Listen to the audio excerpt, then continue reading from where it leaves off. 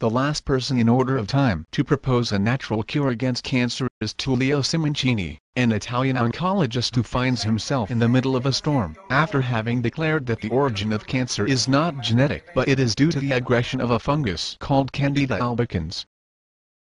Based on this hypothesis, Dr. Simoncini treats cancer with sodium bicarbonate, and his rate of success is encouraging to say the least. What is a fungus? In other words, how do we get this fungus inside our body, or this yeast inside our body? Where do you think all of this starts after your years of research? There is an endemic, a big epidemic pollution because the fungus is undervalued. But it is undervalued because it is not understood. From the beginning of his studies in oncology, Dr. Simoncini felt the need to reconsider the cancer paradigm from scratch, and began looking for a different origin of the disease. What puzzled him the most was the fact that all cancers behave in the same way, even though they occur in the widest variety of organs. He then started looking for a common denominator, and believed to have found it in the fact that most cancers appear white. These tumor specimens show the devastating impact the disease can have on the body. This is a liver riddled with cancer. The whitish bubbles are all tumors.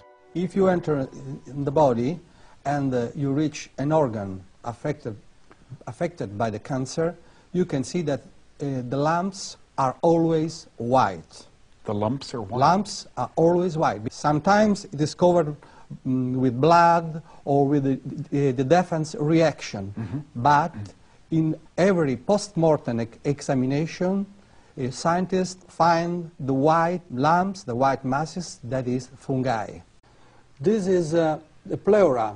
We entered with the camera and look, the pleura should be red, but you can see all the lumps, all the cancer that is white. This is the heartbeat. This is a bronchial cancer. Look, we went into the bronchia. Look, they are white. And then in the colon cancer.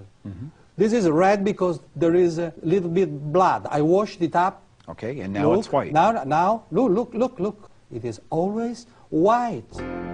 White, like Candida. Candida albicans in Latin means glowing white. It should be clarified that the presence of fungi in tumors is nothing new in the medical world. Official oncology, however, believes that their presence in tumors is due to their opportunistic nature, which brings the fungi to build colonies wherever they find a suitable environment. This belief, however, seems contradicted by a careful observation of what happens in the lower hierarchies of the animal world. Spores from a parasitic fungus called cordyceps have infiltrated this ant's body and mind. As soon as she is discovered by the workers, the ant is taken away and dumped far away from the colony. It seems extreme, but this is the reason why. After a while, the fruiting body of the cordyceps erupts from the ant's head.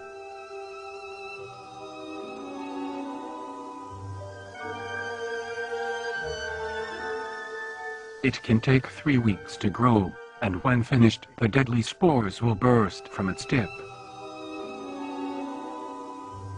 Then, any ant in the vicinity will be in serious risk of death. The fungus is so virulent, it can wipe out whole colonies of ants. And it's not just ants that fall victims to this killer. In this case, it was the fungus to cause the ant's death, not the death of the ant to invite the presence of the fungus. What normally appears to be a simple opportunist is in fact a full-fledged assassin. Allora viene il dubbio, non sarà che viene prima debilita l'organismo e poi nel momento in cui la si vede è il momento della massima invasione? Chi ci dice che sia solamente un post hoc? Il fatto che ci sia è un dato di fatto, il fatto che sia un post hoc è un'interpretazione. So the oncologists and scientists say because the cancer invades the organism, it gets weak, and the candida that is opportunistic invade the organism. On the contrary, I say that the Candida enters to the organism, makes the cancer, destroy the organism, and explodes everywhere. Candida is a very familiar fungus, known especially to women who sometimes experience an infection in their sexual organs. The vagina is a muscular canal that leads from the outside of the body to the uterus. The warmth and moisture of this canal create a perfect environment for microorganisms to breed. For example, bacteria called lactobacilli, which are naturally present in the vagina, coexist with a yeast fungus called Candida albicans. Normally, the lactobacilli create an acidic environment that keeps the natural yeast population in balance. However, when conditions within the vagina change that either decrease the numbers of lactobacilli or decrease the acidity, these yeast fungi begin to multiply. Normally, the immune system keeps the fungi under control and doesn't allow them to establish colonies anywhere in the body. Whenever a white cell identifies a fungus in the bloodstream, it immediately attacks it and destroys it. If instead the system's defenses get lower than usual, which can happen for a variety of reasons, the Candida can manage to get around the immune system and establish a permanent colony wherever in the body. Esistono le candidosi superficiali, quelle che attecchiscono sugli epiteli, le candidosi classiche del cavo orofaringeo, della vagina, eccetera, eccetera. E poi esistono le candidosi profonde, quelle in cui la candida è riuscita a sorpassare gli epiteli e il sistema immunitario e è riuscita a radicarsi nell'interno dell'organismo, in un organo. Il momento in cui un fungo entra dentro il tessuto connettivo nella parte interna dell'organismo, si chiama la candidosi intima, evoca una reazione di tipo immunitario cellulare che porta alla formazione del tumore. Il tumore, secondo me, sarebbe quindi l'insieme dell'invasione fungina più la reazione cellulare che l'organismo mette in campo.